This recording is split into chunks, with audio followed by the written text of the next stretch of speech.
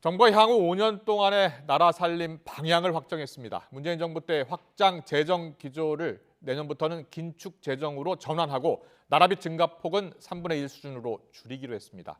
불효불급한 이 공공기관 자산은 매각하고 공무원 정원과 보수는 엄격히 관리됩니다. 오인석 기자의 보도입니다.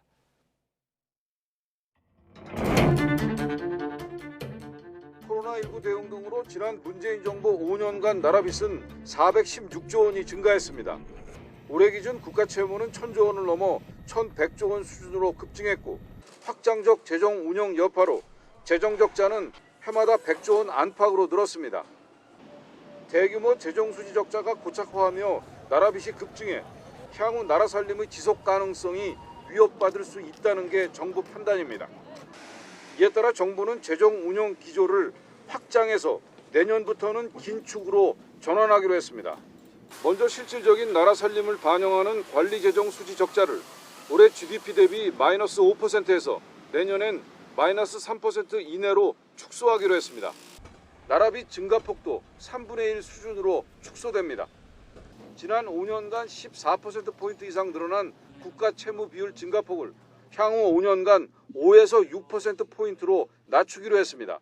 금년도에 국가 채무 비율이 49.7% 정도 되는데 27년에 국가 채무 비율을 50% 중반을 목표로 해서 관리하겠다는 것이고 재정 준칙도 단순하고 엄격한 방식으로 개편됩니다.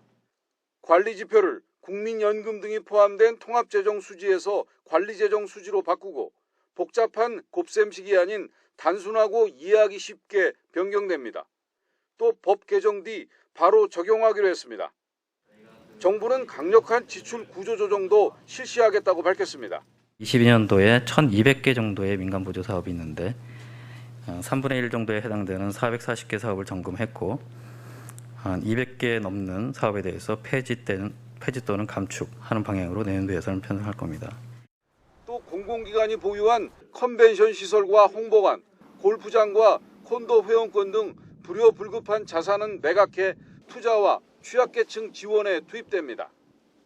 정부는 공직사회 고통분담 차원에서 공무원 정원과 보수는 엄격하게 관리해 나가기로 했습니다. YTN 오인성입니다.